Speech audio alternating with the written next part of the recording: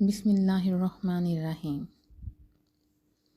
कभी वो काशा की इस तरह की बातों को हज़म करके आसानी से नज़रअंदाज कर दिया करती थी। अब उसे चुभती थीं, उसकी नींदें हराम करती थीं। वो उसे देखती रह गई। घूर क्यों रही हो? सोफे पे बैठे बूट उतारते हुए उसे खबर थी कि वो इसे खड़ी घूर रही है। नहीं, सोच रही हूँ आप सच्चे हैं या बेहिस। रियली? सच बताओ यार। मेरे हल्का अहबाब में बहुत से लोग ऐसे हैं जो सिर्फ मुझे सोच सोच कर घूरते रहते हैं। वो बूट उतार कर उसके बिल्कुल सामने आ खड़ा हुआ। क्योंकि वो मेरा कुछ बिगाड़ नहीं सकते। तुम हो तो मेरी बीवी, मगर इनमें से एक। प्लीज़ काशिफ, मैं आपकी हर बुराई पर खामोश रही, मगर ये लैला नहीं। इसने आंखों में आंसू लिए नफ़ी में सर हिलाया। वो जैसा भी था उसका शौहर था। बुराई? वो मसनूई हैरत से तंजिया मुस्कुराया। तुम मुझे अभी अच्छी तरह जान नहीं पाई। मैं तुम्हें अपनी बड़ी बड़ी अच्छाइयाँ बताता हूँ। इसने माहम की कमर में अपना बाजू डाल के उसे अपने साथ लगा लिया। मैंने 15 बरस की उम्र में खुदकुशी की कोशिश की, बदकिस्मती के बच गया। 16.5 साल की उम्र मैंने अपनी गर्लफ्रेंड की चौकीदार पर कातलाना हमला किया, क्योंकि इसने हमें रंगे हाथों पकड़ लिया था। बट बदकिस्मती से कि वो बच गया। 17 साल में लगते ही मैंने फुल प्लानिंग से लाखों का कैश पहली और आखिरी बार चुराया। अब तुम बताओ, किस सच्चाई पे खामोश रह सकती हो, किस पे नहीं? इसके कान के करीब हो के वो बोला, किसी पे भी नहीं।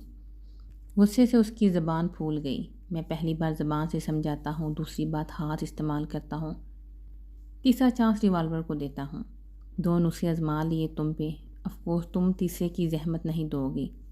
तुम मुझे मार ही दो काशिफ। जहाँ बहुत कुछ माफ़ किया वहाँ अपना खून भी माफ़ करती हूँ। वो रोने लगी।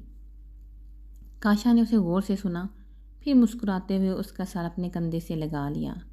नहीं मेरी जान, रोती क्यों हो? बस अब तुमने परमिशन दे दी है, मैं जल्द तुम्हारा काम कर दूंगा। माहम के आंसू रुक गए। इसका सारा जिस्म ही काशा की बाहों में साकत हो गया। तुम इस कदर जज्बाती और बेवकूफ़ हो, मैं नहीं जानता था। मंसूर ने शाम की रात की बात पर बातचीत करने का सोचा और अपने कमरे में बुलवाया। ये जज्बातियत नहीं, समझदारी वक्त की ज़रूरत है। वो बेखौफी से बोली, मुझे मेरे बच्चों इस घर को तुम्हारी और तुम्हारी हमदर्दी की कतई ज़रूरत नहीं। मंसूर ने सख्ती से काम लिया। उसे रात नींद नहीं आई थी। उससे शाम से ये सब बात वाज़ह तौर पर करनी थी। वो ऑफिस नहीं गया। मैं तसव्वुर भी नहीं कर सकता तुम इस हद तक जा सकती हो। So stupid. वो भी हैरानी के आलम में था। शाम की तेरी परेशान कौन थी? क्या इसमें घर में बसने वालों को एक औरत की ज़रूरत नहीं? वो वहीं अटकी थी। है बिल्कुल, मगर ये ज़रूरी तो नहीं कि वो औरत तुम ही हो। मंसूर को उसकी दीदा दिलेरी पर गुस्सा आने लगा। क्यों? वो औरत मैं क्यों नहीं हो सकती? मैं अमैर, हमजा और दुआ के बगैर नहीं रह सकती। इसने शर्मिंदगी से सर झुका लिया। मेरे मासूम बच्चों को मोहरा मत बनाओ। जब इनकी मां इनके बगैर रह सकती है तो तुम क्यों नहीं? इतना बेवकूफ़ समझ रखा है मुझे कि एक ही जगह से दूसरी बार डिसवा लूँ। एक बहन धोखा दे कर गई है, अब दूसरी को भी मौका दूँ। एक बार घर टूट के जुड़ा, इसे फिर तोड़ दूँ। तलखी से ऊंचा बोल रहा था। आपका घर आपकी बीवी और मेरी बहन ने तोड़ा है, जो 3 बच्चों की माँ थी, मगर जोड़ा मैंने है। आपको बखेरा उसने था जिसे आपने पल पल मोहब्बत का मान बख्शा। समेटा मैंने है। बच्चों को जन्म इसने दिया, ममता मैंने। माँ कहलवाने का हक वो रखती थी, मगर उन्होंने माँ पुकारा मुझे। इन सब का जवाब है आपके पास। मंसूर ने कुछ कहने के लिए मुंह खोला, उसने हाथ उठाकर रोक दिया। यही कहेंगे कि अनकरीब शादी कर लूँगा। मैं यकीन नहीं करती आपके अनकरीब नहीं आएगी, क्योंकि ना तो पापा ना ही चाचू की अनकरीब कभी आई। आप सब मर्द अच्छी तरह जानते हैं कि एक औरत अपने शौहर की दूसरी बीवी तो बन सकती है, अपनी शौकन के बच्चों की कभी माँ नहीं। वो शौहर संभालेगी, बच्चे हरगिज़ नहीं। आप झूठ बोलते हैं खुद से। आप कभी शादी नहीं करेंगे, लेकिन इस हकीकत को भी तस्लीम कर लीजिए कि तनहा आप 3 बच्चों की परवरिश नहीं कर पाएंगे। आप नहीं जानते, हमजा को बूट के तस्मे बंद करने नहीं आते। अमैर को सोते में डर लगता है और रात को कई बार उठ के मुझे जगाता है, ये तसल्ली करने के लिए कि मैं उसे छोड़ कर नहीं जाऊंगी। दुआ रो रही हो, मैंने इसे सीने से लगा लूँ, चुप कर जाती है। किसी गलतफहमी में मत रहिएगा। मुझे आपकी और आपको कतई मेरी ज़रूरत नहीं, मगर इन बच्चों को सिर्फ हम चाहिए। इसने अपने हाथ उठाकर मंसूर के आगे जोड़ दिए। आई रिक्वेस्ट यू, آپ میرا کریکٹر آپ ہی سے کمپیئر نہ کریں، نہ ہی میرے ماضی کو کسی طور پر مد نظر رکھیں۔ ماضی سے انکار نہیں، یہ بھولتا کب ہے، ہمیشہ ستاتا ہے، جینا نڈھال کرتا ہے۔ میں نے ذہنی طور پر آپ لوگوں کے ساتھ رہنے کے لیے خود کو تیار کر لیا ہے۔ اسی میں ہم سب کی بھلائی ہے۔ صرف لمحہ بار کے لیے ہم دونوں کو اپنے ذاتی فائدے اور خوشیوں سے ہٹ کر ان معصوم سوالوں کو پرکھنا ہے، ان کی آنکھوں میں آئے آنسوؤں کو پونچھنا ہے، ان چھوٹے چھوٹے بڑے ہوئے ہاتھوں کو اپنے مضبوط ہاتھوں میں تھامنا ہے۔ تب ہمیں اپنی ذات اور اس سے وابستہ دکھ بہت چھوٹے اور بے سود لگیں گے۔ ہمارا درد صرف ہمارا ہے، مگر ہم نے کسی اپنے کو جان بوجھ کر درد نہیں دینا، کسی سے وابستہ امیدوں کو نہیں توڑنا۔ ان سے دوبارہ ماں چھیننے سے پہلے ایک بار ان سے بھی ضرور پوچھ لیجیے گا، پھر جو فیصلہ کریں گے مجھے منظور ہوگا۔ وہ ہاتھوں میں چہرہ گرا کے رونے لگی۔ منصور کی آنکھوں میں بھی نمی تیر رہی تھی۔ وہ جذباتی بیوقوف لڑکی بہت عقل مند نکلی۔ وہ شوخ چل ٹراؤزر شرٹ پہنے پونی ٹیل بنانے والی خود غرض اور بے رحم نہیں تھی۔ اس نے جو کچھ کہا تھا وہ صرف ایموشنل بلیک میلنگ یا کوئی ڈائلاگز ہرگز نہیں، ایک سچائی تھی جس کا عملاً ثبوت وہ گزرے کتنے ماہ سے دیتی آ رہی تھی۔ وہ لفظ بہ لفظ سچ بول رہی تھی۔ ہی صرف حمزہ اور عمیر ہی نہیں، دعا بھی اسے ماما کہہ کر پکارتی تھی۔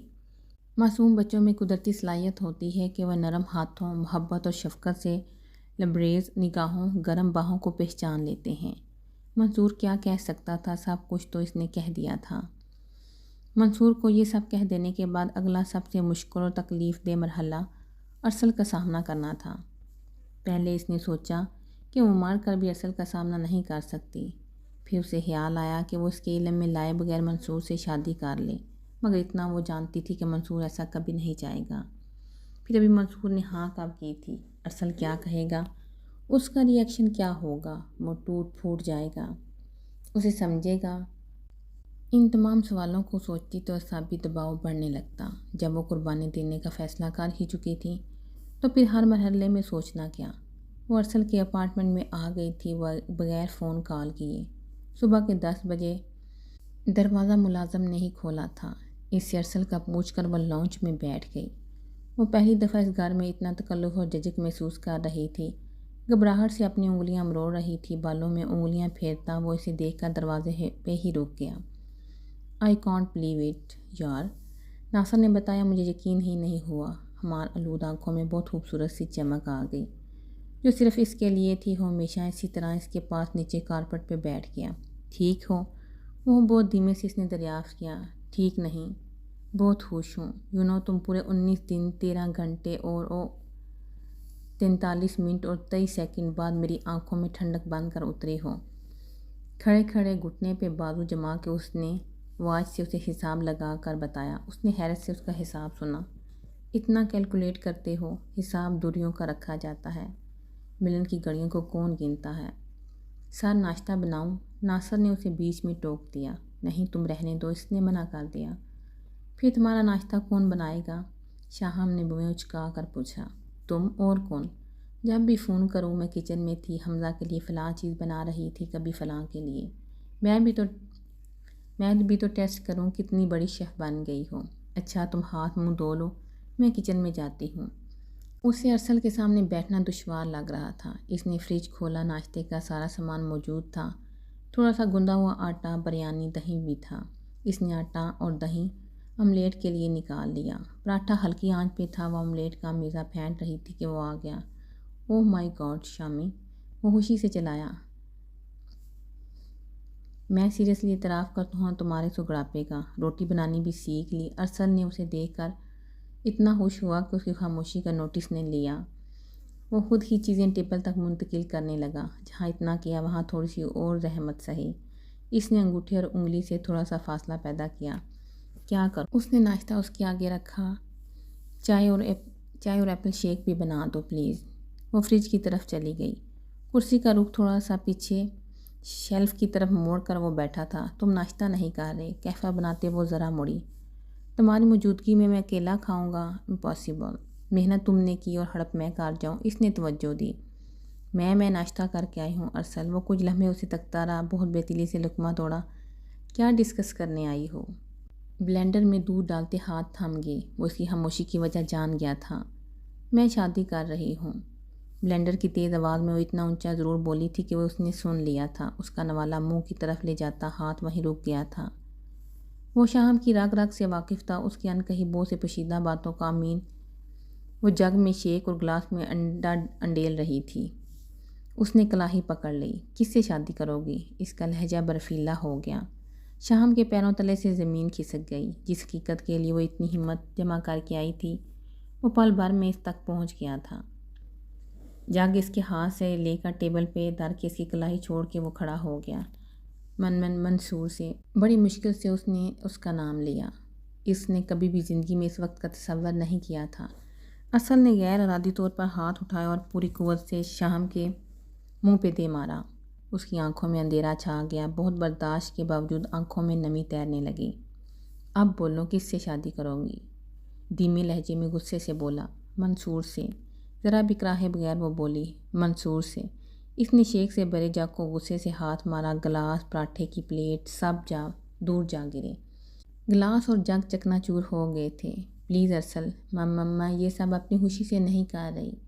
مجھے منصور اور انہیں مجھ میں کوئی دلچسپی نہیں۔ ہم دونوں کی صرف عمر میں نہیں سوچ میں بھی بہت زیادہ فرق ہے۔ میں نے اپنے مفاد اور خوشیوں سے ہٹ کر سوچا ہے۔ وہ اپنے فعل اور بدلتی سوچ پر تم سے یا منصور سے شرمندہ نہیں ہوں۔ میں صرف بچوں کی خاطر۔ میں نے تمہارے اس فیصلے کی تم سے وضاحت نہیں مانگی کہ تم لاکھ وضاحت بھی دو ایک ایک کر کے بھی مجھے مطمئن نہیں کرے گی، میرے وجود کے ریزے نہیں سمیٹے گی، کبھی نہیں۔ اس نے زور سے آنکھیں بند کیں۔ اس کا چہرہ برداشت کی شدت سے سرخ ہو رہا تھا۔ اس کے اندر و باہر بالکل سنسان ہو گئے تھے۔ اسے اپنے وجود کا سارا وزن ہاتھوں پہ ڈالے ٹیبل پہ منتقل کرنا پڑا۔ کرسی کا سہارا لیے وہ بڑی دقتوں سے کھڑا تھا۔ کب کر رہی ہو؟ شادی کا لفظ ادا کرنا آسان نہیں تھا۔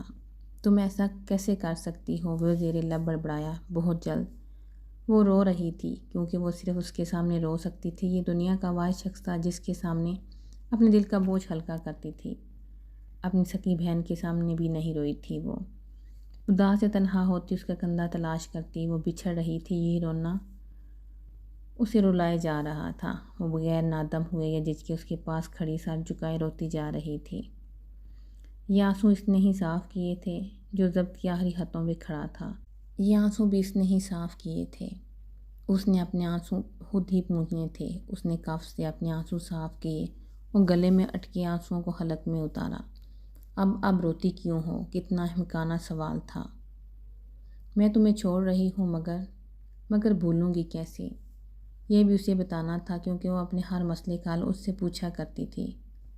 میں تمہیں خود کو ہی بھولنے نہیں دوں گا۔ اس کے مضبوط دعوے دار سرگوشی۔ اس نے شام کا چہرہ اوپر کر کے آخری بار اس کے آنسو پونجے۔ جاؤ شام میں جتنی جلدی ہو سکے چلی جاؤ، یہ نہ ہو میں تمہیں روک لوں، کبھی نہ جانے دوں۔ اس نے شام کے چہرے سے نظریں چرائی۔ بہت سے محبتوں کے قرض ہیں مجھ پہ، ان قرضوں کے بوجھ تلے دب گئی ہوں۔ ارسل کی ویرانی اس کے دل کو چیر رہی تھی۔ وہ اسے دلاسا دینا چاہتی تھی جو کبھی بھی بہلنے والا نہیں تھا۔ وہ رو نہیں رہا تھا، پھر بھی روتا ہوا معلوم ہو رہا تھا۔ میں جا رہی ہوں۔ اس نے آخری ہچکی لی۔ ہاں جاؤ۔ اس کی آنکھیں ساکت تھیں۔ وہ آخری بار اسے دیکھ رہا تھا۔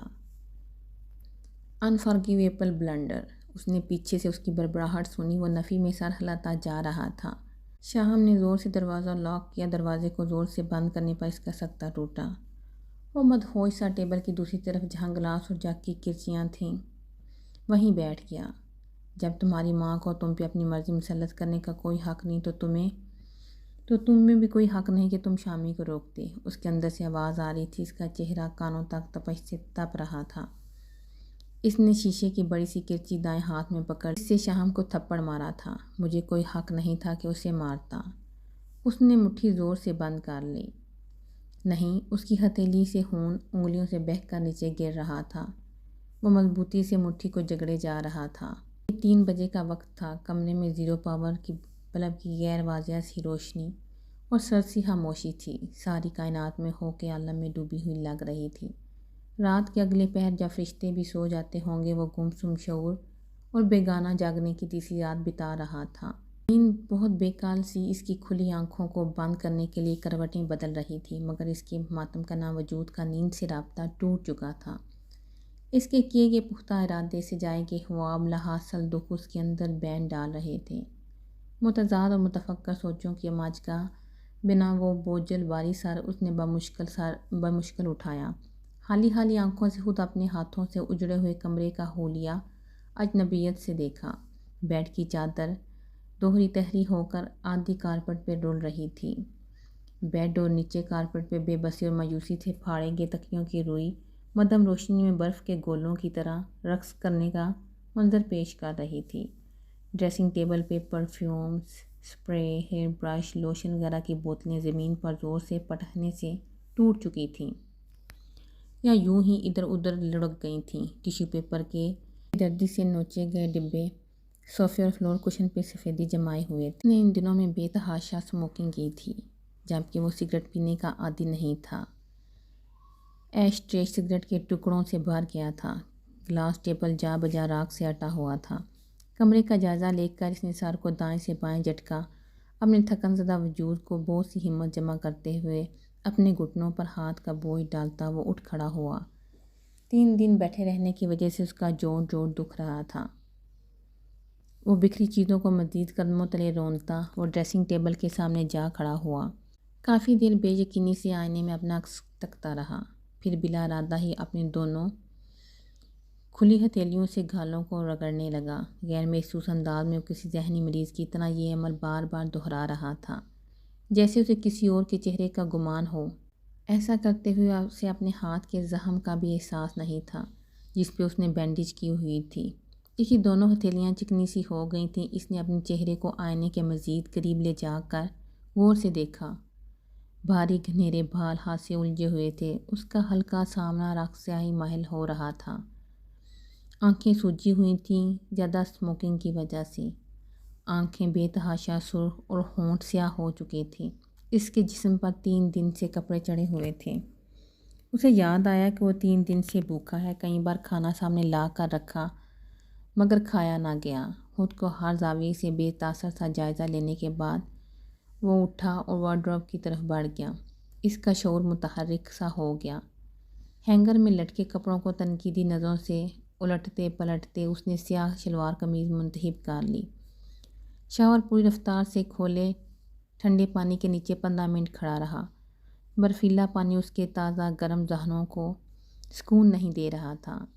ایک طویل غسل لے کر وہ بالوں سے پانی انگلیوں سے جھٹکتا باہر آیا۔ بانس لینے اس کا شعور حواس قائم کر چکا تھا کیونکہ اسے بھوکے پیٹ کا احساس دلا رہا تھا۔ کچن فریج میں رات کا بنایا گیا کھانا پڑا تھا۔ کھانے کے ڈونگے دیکھتے ہی اس کا کھانے سے پھر جی اچاٹ ہو گیا۔ ہاتھ میں پکڑا ڈونگا واپس رکھ کے اس نے دودھ کا ڈبہ نکالا اور چائے بنانے لگا۔ اس دوران اس کے ذہن میں کتنی ہی یادیں ابھرنے لگیں۔ کسی کا وجود، باتیں، کہہ کے چھیڑ چھاڑ اسے خود سے بیگانہ کرنے لگے۔ اس تکلیف سے اور سوچوں سے فرار پانے کے لیے آنچ تیز کر دی۔ دھیان ہٹانے کے لیے دوبارہ کیبنٹ بار بار کھول کر بند کرنے لگا۔ اسے کسی چیز کی تلاش نہیں تھی۔ ایک کیبنٹ میں بسکٹ کا پیکٹ نظر آنے پر اس نے اٹھا لیا۔ چائے کو مگ میں چھان کر ہاتھ میں بسکٹ پکڑے وہ کمرے میں واپس آ گیا۔ کشن درست کر کے وہ اس پر بیٹھ گیا۔ خالی پیٹ چائے تیزاب کی مانند لگ رہی تھی۔ اس اذیت کو برداشت کرنے کے لیے اس نے آنکھوں کو سختی سے بند کیا۔ چائے کی سپ لیتے اسے سامنے دھری بسکٹ کی پلیٹ پر یا تو دھیان نہیں گیا یا پھر وہ کھانا نہیں چاہ رہا تھا۔ خالی دل، خالی دماغ، خالی جسم اور خالی روح۔ چائے کے آخری گھونٹ تک ان الفاظ کی گردان اس کے ذہن میں چلتی رہی۔ اچانک کسی کی یاد اس کے اندر ابھری تھی۔ وہ جلدی سے مگ رکھ کر بکھری چیزوں کو مزید بکھیرتا اپنا موبائل ڈھونڈنے لگا۔ تھوڑی سی کوشش کے بعد اس کا موبائل مل گیا۔ اس شخصیت سے بات کرنے کے لیے شاید بڑا حوصلہ درکار تھا۔ اس نے اپنے اندر کی گھٹن کو باہر پھینکنے کے لیے کھڑکی کے دونوں پٹ کھول دیے اور نمبر ڈائل کرنے لگا۔ ارسل۔ دوسری ہی بیل پر کال ریسیو کر لی گئی۔ متی الرحمن کی بے قرار آواز نے اس کے اندر کی گھٹن کو خاصا کم کیا تھا۔ رات کے گزرتے سحری پہر میں انہوں نے دوسری بیل پر فون اٹھایا۔ وہ یقیناً پریشانی میں گرے رات بھر سو نہیں سکے تھے۔ جہاں ان کے اندر یہ سکون اترا تھا، ابھی بھی کوئی تو ایسا ہے جو اس سے محبت کرتا ہے، اس کے انتظار میں رات بھر سے جاگ رہا ہے۔ وہیں ان کی پریشانی کے خیال سے پشیمانی نے گھیر لیا۔ بابا جانی، وہ بہت ٹوٹ گیا۔ ارسل، میری جان، میرے بیٹے، کہاں ہو تم؟ 3 دن سے تمہاری شکل نہیں دیکھی۔ ان کی آواز میں بے چینیاں ہی بے چینیاں تھیں۔ میں آؤٹ آف سٹی تھا بابا جانی۔ اس نے وہی سابقہ جھوٹ دہرایا جو ملازم ناصر نے مطیع الرحمن کے بار بار کال کرنے پر ان سے بولتا رہا۔ ایسا کہنے کے لیے ارسل نہیں کہا تھا۔ اتنا بڑا ہو گیا ہے مگر تجھے اپنے بابا سے جھوٹ بولنا نہیں آیا، بیوقوف۔ باپ کی ڈانٹ میں بھی محبت کی شیرینی تھی۔ آپ کیسے ہیں؟ کھڑکی کھلے ہوئے پھٹ سے تھکے ہوئے انداز میں پشت لگا کر اس نے بات ہی بدل دی تھی۔ جس باپ کا جوان بیٹا 3 روز سے بغیر بتائے غائب ہو، اس باپ کی حالت کیا ہوگی؟ ماما کیسی ہیں؟ میرا پوچھا تھا۔ اس سے یکدم ماں کی یاد بھی آ گئی تھی۔ مطیع الرحمن نے بیڈ پہ خواب خرگوش کی مزے لیتی بیوی کو تعصب سے دیکھا۔ مطیع الرحمن بیٹے کے لیے اتنے پریشان تھے۔ انہوں نے سائرہ سے بھی تذکرہ کیا تھا کہ ارسل بغیر بتائے کہیں غائب ہو گیا ہے، مگر انہوں ارسل کے ہونے یا نہ ہونے کی قطعاً اہمیت نہیں تھی۔ ہاں، وہ تمہاری ماں بھی پریشان ہے بہت تمہارے لیے۔ ابھی تو سو رہی ہے، انہوں نے بہت ٹھہر ٹھہر کر اسے جواب دیا۔ وہ ارسل کا ماں کے حوالے سے دل میلا نہیں کرنا چاہتے تھے۔ دوسری طرف ارسل کافی دیر پھیکی سی ہنسی ہنستا رہا۔ آپ بھی اتنے بوڑھے ہو گئے ہیں بابا جانی، مگر آپ کو ابھی تک جھوٹ بولنا نہیں آیا۔ لہجے میں ہلکی سی شگفتی لاتا وہ ان کے جواب انہی کو لوٹا گیا۔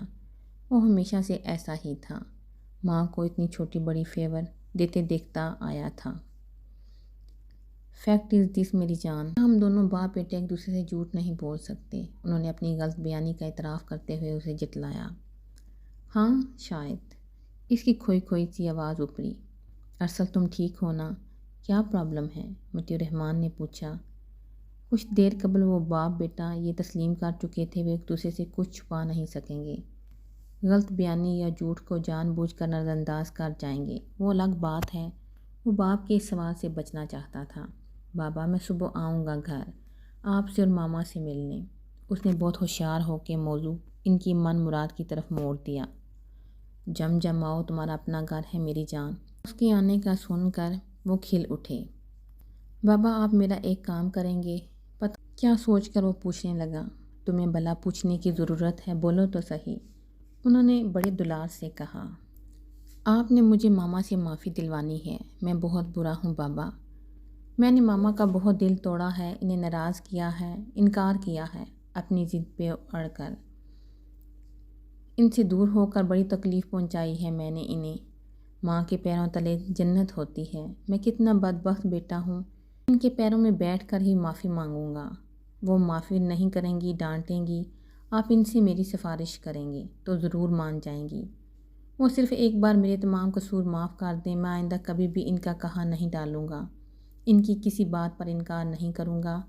وہ مجھے معاف کر دیں گی نا؟ بتائیں بابا۔ مطیع الرحمن بہت خاموشی بے یقینی سے ارسل کی بات بغور سن رہے تھے۔ اس کے چپ ہو جانے پر انہوں نے سوئی ہوئی بیوی کو دیکھا جو جتنی دنیا مافیا سے بے خبر تھی اتنی ہی اپنے بیٹے سے بھی۔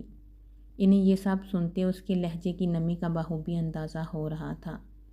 انہیں ارسل کو کن الفاظ میں تسلی دینی تھی، کیا جواب میں کہیں، وہ کچھ نہیں جانتے تھے، بالکل خاموش تھے۔ پلیز بابا بتائیں نا، چپ کیوں کر گئے؟ وہ تھوڑا دیر ان کے بولنے کا انتظار کرتے ہوئے بے قرار سا ہوا تھا۔ ارسل کی ساری بے قراریاں ان کے اندر سرایت کر گئیں۔ بس تم آنا ضرور، میں تمہیں معافی دلوا دوں گا۔ بمشکل وہ کہنے کے قابل ہوئے۔ وہ ارسل سے اس کے نم لہجے کا استفار کرنا چاہتے تھے، مگر اسے اچھی طرح جانتے تھے کہ وہ ٹال جائے گا۔ انہوں نے کل اس کی آمد پر پوچھنے کے خیال سے مزید کوئی سوال نہ کیا۔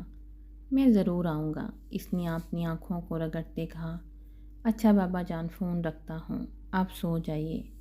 Don't worry and I love you so مچ۔ سنو ارسل، وہ اللہ حافظ ہی کہنے والا تھا کہ وہ بول پڑے۔ مرد رویا نہیں کرتے، نہیں رویا کرتے میری جان۔ یہ کہتے ہوئے خود انہوں نے پڑے تھے۔ فون بند کر کے وہ یوں ہی کھڑکی کے پار اندھیرے میں کسی غیر مرئی نقطے کو تلاشتا رہا۔ ہوا کے دوش پہ سرسراتی آواز اس کے قریب آ کر رک گئی۔ اے لڑکی، ایک تو میں تمہیں اس مشکل گھڑی میں رہنے کو اپنی چھت مہیا کر رہا ہوں، اوپر سے تم مجھے گالیاں دے رہی ہو۔ اب ایک لفظ بھی بولی تو کھڑکی سے اٹھا کر ڈائریکٹ نیچے پھینک دوں گا۔ یہ وہی کھڑکی تھی۔ اس نے لمبا سا سانس خارج کر کے اس کے دونوں پھٹ بند کر دیے۔ بیڈ گراؤنڈ سے ٹیک لگا کے دراز میں اس نے سیاہ رنگ کی خالی ڈائری پین نکال لیا۔ وہ اپنے دل میں وویلا کرتے شور اور جسم میں ماتم کا نام لکھ رہا تھا۔ بنا سوچے سمجھے وہ قلم چلاتا جا رہا تھا۔ اس طرح لکھنے سے اس کے اندر ہلکی سی طمانینت بری لہر دوڑ رہی تھی۔ اس نے ڈائری یوں ہی لا کر رکھی تھی۔ تم کیا جانو سزائیں کیا ہوتی ہیں؟ تمہارے لیے تو یہ ایک فقط لفظ ہے۔ تم کیا جانو سزائیں کیا ہوتی ہیں؟ دل کو چٹکیوں سے کوئی مسلتا ہو جائے، روح کو تمہارے اپنے قدموں تلے رونتا ہو جیسے، خوابوں کو ریزہ ریزہ کرتا ہو جیسے۔ تم کیا جانو سزائیں کیا ہوتی ہیں؟ کوئی شرارتی بچہ تمہارا کھلونا توڑ دے جیسے، کوئی اجنبی تمہارے ریت کا گروندہ توڑ دے جیسے، کوئی مہرباں یکدم نامہرباں ہو جائے جیسے، کوئی چھت بھی تمہارے سر پر نہ رہے جیسے، کوئی خواب تمہاری نیند میں نہ ابھرے جیسے، کوئی جذبہ دل میں نہ جگہ پا سکے۔ تم کیا جانو سزائیں کیا ہوتی ہیں؟ قید میں کوئی پرندہ سا ٹکراتا ہو جیسے، بلبل کوئی اندھیرے سے گھبراتا ہو جیسے، بچہ کوئی اپنی ماں سے بچھڑ جاتا ہو جیسے، دودھ کا بڑا فیڈر گر کر ٹوٹ جاتا ہو جیسے۔ تم کیا جانو سزائیں کیا ہوتی ہیں؟ روح کو خشک پتوں کی مانند اڑا دیں وہ سرد ہوائیں کیا ہوتی ہیں؟ تم کیا جانو سزائیں کیا ہوتی ہیں؟ وہ نیچے کارپٹ پر بیڈ سے ٹیک لگائے بیٹھا تھا۔ ڈائری لکھنا بھی کتنا عجیب مشغلہ تھا۔ وہ آخری سطریں بار بار لکھ رہا تھا۔ روح کو خشک پتوں کی مانند اڑا دیں وہ سرد ہوائیں کیا ہوتی ہیں؟ ڈائری نیچے رکھ کر اس پہ پین بھی رکھ دیا۔ دونوں گھٹنے کھڑے کر کے کونیاں اس پہ جما کے اپنی ہتھیلیاں آنکھوں پہ رکھ لیں۔ وہ رو رہا تھا کیونکہ جانتا تھا مرد بھی رویا کرتے ہیں۔ وہ کافی کے مگ کو پورے ہاتھ کی ہتھیلی میں جگڑے سی صوفے پہ نیم دراز تھا۔ اس کی قسمت بری تھی کہ آفس سے واپسی پر اس نے کاشا کو کال کی۔ نمبر بزی جا رہا تھا۔ فراغت سے چھٹکارا پانے کے لیے وہ ریس کورس چلا گیا تھا۔ 6 کا ہندسہ ہمیشہ اس کے لیے لکی نمبر ہوا کرتا تھا۔ اس کو لے کر وہ زی ٹی وی پہ بیٹھا تھا۔ جب یہاں بات نہ بنی غصے اور مایوسی سے کنگ کارڈ پر تب آزمائی کرنے لگا۔ 12 بجے تک وہ 75,000 کا کباڑہ کر چکا تھا۔ گھر آ کر واش روم میں فل شاور کے نیچے آدھا گھنٹہ کھڑا ہو کر اس نے اپنا دماغ ٹھنڈا کرنے کی اپنی سی کوشش کی۔ سلیپنگ گاؤن لپیٹ کر اچانک کافی پینے کا خیال آیا۔ اسکاچ کے 2 جام چڑھا کر کافی پیتے ہی وہ سو جانا چاہتا تھا۔ کافی کے آخری گھونٹ تھے کہ سیل فون کی بیل بجنے لگی۔ اسکرین پہ کاشا کے نام نے جلتی پہ تیل کا کام کیا۔ کیا تکلیف ہے تجھے؟ نیند نہیں آتی؟ وہ غصے میں یہ بھول گیا کہ ابھی صرف 1:30 بجا ہے۔ کاشا مرغ کی پہلی بانگ سن کر بستر پہ لیٹتا ہے۔ اچھا بات سن، ماہم کے پاس چلا جا، وہیں رات ٹھہر۔ سیکیورٹی گارڈ چھٹی پہ ہیں، اسے ڈر لگ رہا ہے۔ بار بار مجھے ڈسٹرب کر رہی ہے۔ کاشا نے اپنا مدعا بیان کیا۔ تم کہاں ہو؟ غنی کے لیے یہ نئی مصیبت تھی۔ میں کسی اور کے ساتھ بزی ہوں، صبح آ کر تفصیل بتاؤں گا، ابھی نہیں، کاشا نے کہا۔ تجھے معلوم ہے کاشا، مجھے اپنے بیڈ کے علاوہ کہیں نیند نہیں آتی، اسی لیے کہتا ہوں عادت ڈال، کبھی کبھی کہیں اور سو جانے میں حرج نہیں۔ اینی وے صبح ہونے میں ٹائم کتنا رہ گیا ہے؟ آئی پرامس 7 o'clock میں آ جاؤں گا۔ کاشا نے اپنی کہہ کر جلدی سے فون بند کر دیا۔ غنی موبائل کو گھور کے رہ گیا۔ تو نہیں سدھرے گا حبیز۔ موبائل، گاڑی کی چابی، سگریٹ کا پیکٹ اٹھانے کے لیے اٹھ گیا۔ ماہم نے اس کے لیے کمرہ کھول دیا، خود جا کے آرام سے سو گئی۔ اسے نیند کہاں آنی تھی؟ وہ ساری رات ٹی وی لاؤنج میں بیٹھا چینل بدلتا رہا۔ 6:45 بجے وہ ڈرائنگ روم میں آ گیا۔ کاشا اس کے ساتھ وعدے کا پکا تھا۔ ٹھیک 7 بجے اس کی گاڑی کا ہارن سنائی دیا۔ غنی نے سلائڈ ہٹا کر اسے باہر دیکھا۔ اٹھ اور ایک جپھی ڈال دی۔ کاشا نے ڈرائنگ روم کے دروازے میں اسے کھڑا دیکھا اور بازو پھیلاتے ہوئے کہا، نہ مجھے تیری نیت خراب لگ رہی ہے۔ غنی نے کہکا لگاتے اسے چھیڑا، باکنا۔ کاشا نے اسے گلے سے لگا لیا۔ غنی چند لمحوں میں ایکٹنگ کرتے اسے پھرتی سے خود سے الگ کر دیا۔ تو صاف پاک ہے نا؟ اس نے قریب ہو کر کاشا کو سونگا۔ ہٹ ذلیل، خود تو دودھ سے نہاتا ہے۔ اس نے پھر زور کی تھپ ماری۔ میری نیند غارت کرنے والے تیرے آوارہ پن ختم کیوں نہیں ہوتا؟ اس گزری رات کی آوارہ گردی نے میرے خوابوں کی تعبیر مجھے دے دی ہے۔ اتنے میں ملازم ٹرالی گھسیٹتے اندر آ گیا جس میں بوتلیں تھیں۔ کتنی بار منع کیا ہے یار، نہار پیٹ اس منحوس کو منہ مت لگایا کر۔ غنی کو اس کے صبح سویرے پینے سے بہت چڑ تھی۔ رات لیلا کے ساتھ تھا۔ سرپرائزنگ نیوز از دس کہ اس نے مجھے پرپوز کیا ہے۔ اس نے غنی کو بتایا۔ لیلا کی واپسی کا ذکر اس نے غنی سے بھی کیا تھا۔ پھر غنی نے ناسمجھی میں اسے دیکھا۔ پھر یہ کہ امریکہ جانا میرا خواب ہے اور لیلا کے پاس گرین کارڈ ہے، نیشنلٹی ہولڈر۔ پرپوزل جانے دینے والا نہیں۔ کاشا گونڈ پہ گونڈ پار رہا تھا۔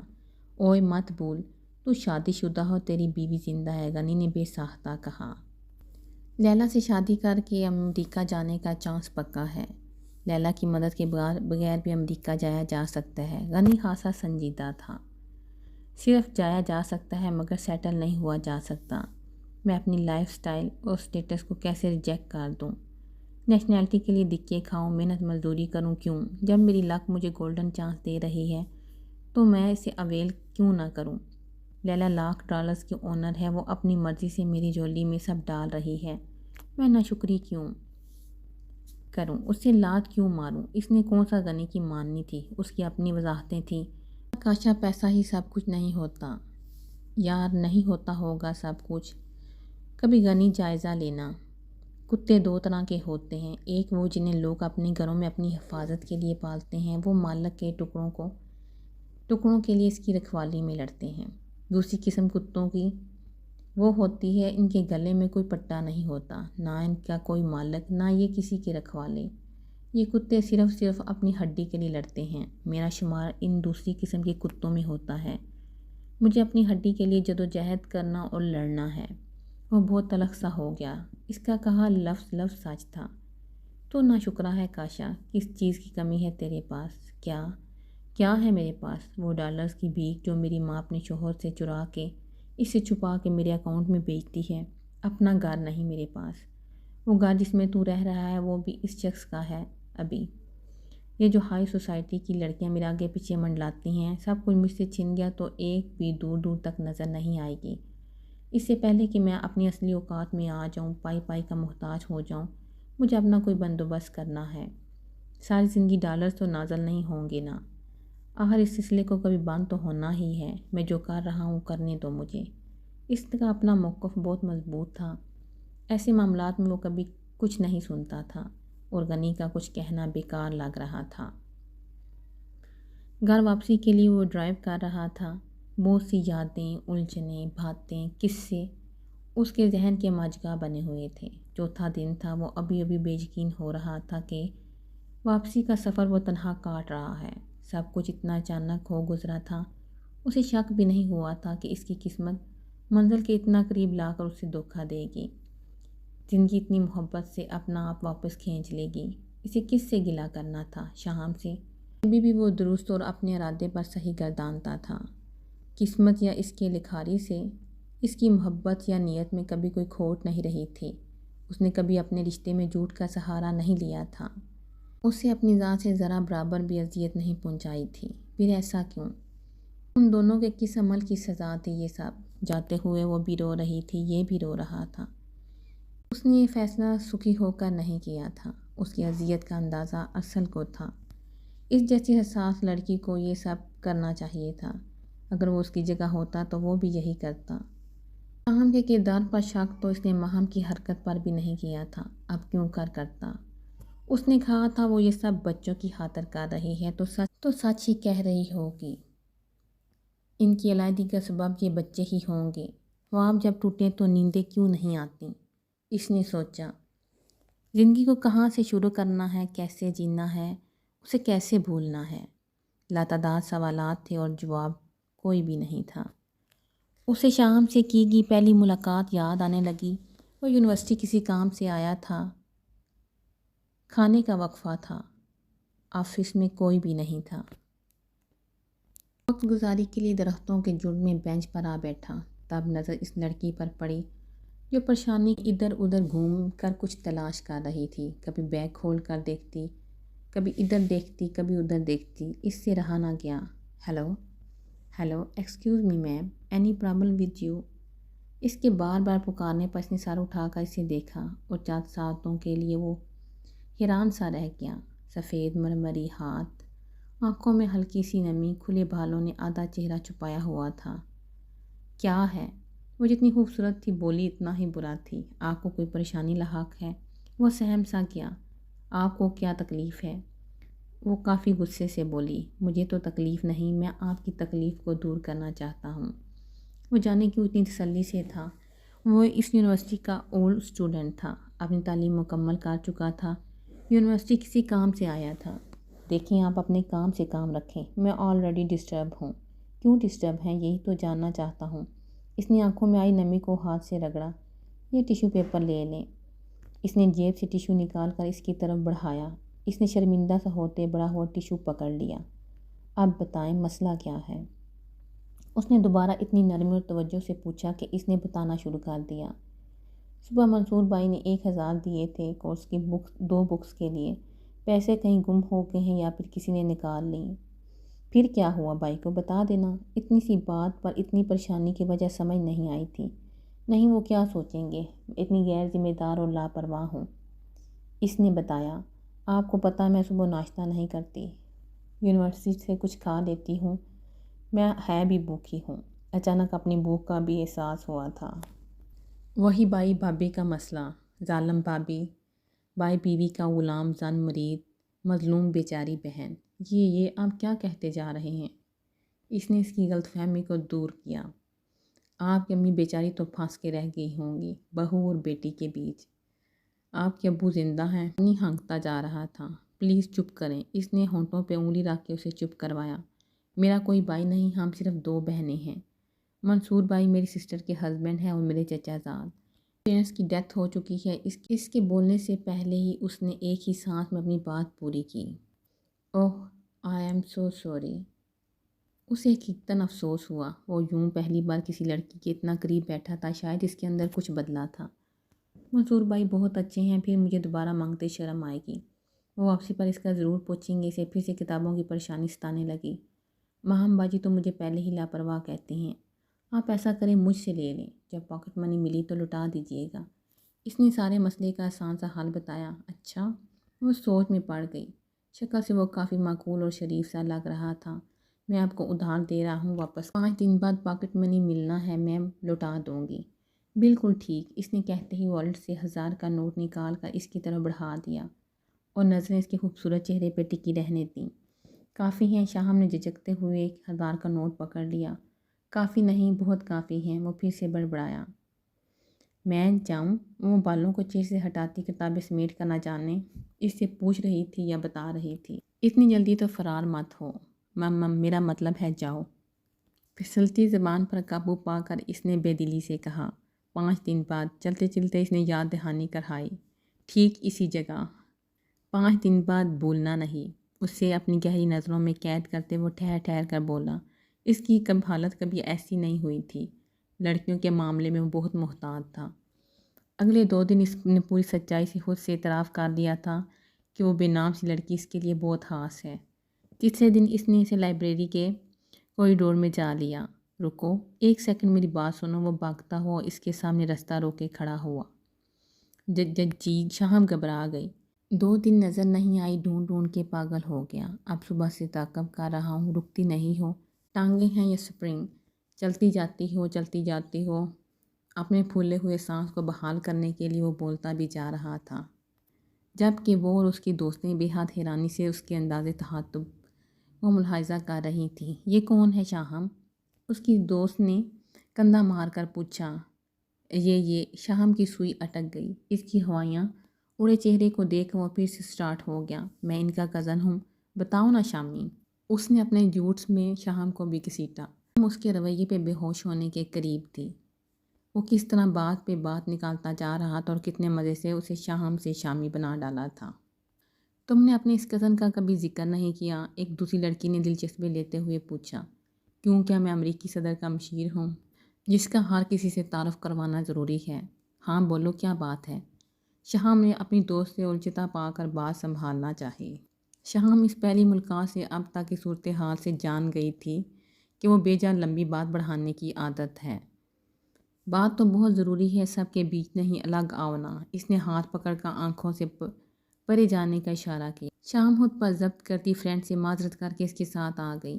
میں نے 5 روز کا پرومس کیا تھا تو تم 3 دن بعد ہی کیوں ٹپک پڑے؟ تنہائی ملتے ہی وہ اس پر برس پڑی۔ میں نے تم سے پیسے مانگے ہیں؟ وہ الٹا اس سے پوچھ رہا تھا۔ تو پھر کیا پرابلم ہے؟ پرابلم؟ اس نے سر کھچاتے لفظ دہرائے۔ ہاں پر اس نے الٹی ہتھیلی کے سیدھے ہاتھ پر تالی بجائی۔ جب سے تم سے ملا ہوں ٹھیک سے نیند نہیں آتی، دل دک دک دک دک، دل کی دھڑکن بہت تیز ہو گئی ہے اور جسم بے جان رہنے لگا ہے۔ اس نے اپنی کیفیت اتنے بونڈے انداز میں بیان کی کہ شام کا جی چاہا کہ اس کے بال نوچ ڈالے۔ جسم بے جان ہو جانا بی پی شوٹ کر جانے کی علامت ہے۔ تم بلڈ پریشر کے مریض ہو اور میرا دل دک دک دک دک۔ اس نے اپنے دل پر ہاتھ اس انداز سے رکھا جیسے ہارٹ اٹیک ہو گیا ہو۔ اور اسپیشلسٹ سے کنسلٹ کرو، دل کا وال بند ہو گیا ہوگا۔ اس نے مزید مشورہ دیا۔ پیسے تمہیں 2 دن بعد ملیں گے، کچھ خاص کہنا ہے تو کہو ورنہ میں جا رہی ہوں۔ وہ سچ مچ مڑ گئی۔ ہاں خاص ہی کہنا ہے، بلکہ بہت خاص۔ وہ کیا ہے نا، مجھے تم سے پیار ہو گیا ہے۔ یار بس اتنی سی تو بات ہے، تھوڑی سی جرأت چاہیے تھی۔ یوں ہی بولا ہوا جا رہا تھا، کچھ بھی نہیں ہوا۔ بات کہہ کر وہ فرضی کالر جھاڑتا خود سے ہی اپنا کندھا تھپ تھپا کر خود کو دانت دے رہا تھا۔ وہ حیرت سے منہ کھولے اس سر پھرے کو تکتی رہ گئی۔ کیا کہا تم نے؟ اس نے غصے سے اس کی طرف انگلی سے اشارہ کیا۔ کیا پھر سے کہوں، دوبارہ سننا چاہتی ہو؟ اور بڑی تسلی سے مسکراتے ہوئے بولا تھا، جسٹ شٹ اپ، میں تمہیں مار دوں گی فضول انسان۔ وہ غصے میں اس کی طرف لپکی، سامنے سے آتی گاڑی سے اس کی ٹکر ہوتے ہوتے بچی۔ مار ہی تو دیا ہے تم نے، نام آنکھوں سے وہ بڑبڑایا۔ اسے دکھ تھا شاہم نے اسے سمجھنے میں بہت غلطی کی۔ وہ اتنا آگے کا سوچنے سے پہلے ایک بار کہتی تو صحیح، اسے کب بچوں سے انکار تھا، اپنی کمٹمنٹ کا پکا تھا۔ اس نے اپنی ماں گھر کو چھوڑ دیا تھا، شاہم سے کیے گئے وعدے نہیں توڑے تھے۔ شاہم کو کوئی عہد دے کر وہ کیوں کرنا نبھاتا؟ شاہم کی بے بسی، مجبوری اور دکھ اس نے تب بھی اپنا دکھ جانا تھا جب وہ اس کے سامنے آنے سے کتراتی تھی، جب اسے زمانے کی رسوائیوں کا اندیشہ تھا۔ اس نے خود کو ایک کمرے تک محدود کر لیا تھا۔ وہ لوگوں سے ملنے سے کتراتی تھی، تب وہ واحد شخص تھا جس نے اسے دلاسا دیا تھا، اس سے کسی قسم کی وضاحت نہ مانگی تھی، وہ ایک لفظ سننے کا روادار نہیں تھا۔ اس روتے نڈھال وجود کو سمیٹا۔ اگر تب بھی یہ شخص اس کے بارے میں مشکوک ہو جاتا تو وہ کیا کرتی؟ شاید مر ہی جاتی۔ اس کا ایک شاخ کرنا، اس کی نفرت ساری دنیا پہ باری تھی۔ جیسے اب ارسل سے اس کے شک کا بھار برداشت نہیں ہو پا رہا تھا۔ ارسل نے کیا کیا تھا کہ اسے لگا تھا کہ وہ مستقبل میں اسے اپنا ہم سفر منتخب کر کے بہت سی رکاوٹوں کا باعث بنے گا؟ وہ کیوں اسے بچوں اور اپنے بیچ کی دیوار لگنے لگا تھا؟ وہ اس سے ہفتوں ملنے نہیں آئی تھی، اس نے پھر بھی کبھی اصرار نہیں کیا تھا۔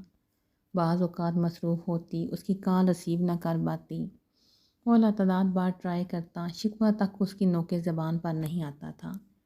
اس کی گفتگو کا زیادہ تر حصہ صرف بچوں کے نام ہو جاتا، وہ مسکراہٹ سے سب سنتا۔ شام کتنی بدل گئی تھی، اس نے بہت بار سوچا۔ اسے پہلی والی شام ڈھونڈنے سے بھی نہ ملتی تھی۔ کبھی کبھی اسے شام کی یہ تبدیلی اچھی لگتی تھی۔ مستقل مزاج، اس حادثے نے اسے کیا سے کیا کر دیا تھا، ورنہ تو وہ سوچتا تھا کہ شادی کے بعد مجھے اسے انگلی پکڑ کر سب سکھانا پڑے گا، مگر وہ رونے دھونے والی لڑکی نے اپنی سوچ اور مرضی سے کیا کچھ سیکھ لیا تھا۔ منصور، پاپا اور نہ ہی ارسل، اس نے زندگی کی تلخیوں کو اس رخ سے کب محسوس کرنا شروع کر دیا تھا۔ ارسل کو کیوں کر خبر نہ ہو سکی؟ وہ تو اپنی ہر بات، ہر سوچ، ہر خواہش صرف اس تک شیئر کرتی تھی۔ ان تینوں میں سے بے خبر کون تھا؟ شام غیر محسوس انداز میں بچوں کے قریب ہوتی چلی گئی، ان پہ محبتیں نچھاور کرتی چلی گئی۔ اسے بہت سے قرض اور قرضدار یاد آ گئے، منصور نے شام کی اس قدر توجہ سے اپنا دھیان ہٹا لیا، وہ غفلت برتنے لگا تھا، اور ارسل جو شام کی محبت کا حقدار تھا، اس نے اپنے قرضداروں کی فہرست میں سے اس کا نام کیوں خارج کر دیا؟ یا وہ سمجھتی تھی کہ میں نے ارسل سے محبت کر کے اس کا حق پورا کر دیا ہے؟ اس سارے قصے میں گھاٹا کس کے کھاتے میں آیا؟ گھاٹے میں کوئی بھی رہا ہو، خالی ہاتھ خالی دل تو ارسل رہ گیا تھا۔ اس نے اپنی ہتھیلی سے آنکھوں کی نمی رگڑی تھی، اور یہی وہ پل تھا جب سامنے سے آتے ٹرک نے اس بے خبر مدہوش کو کچل ڈالا تھا۔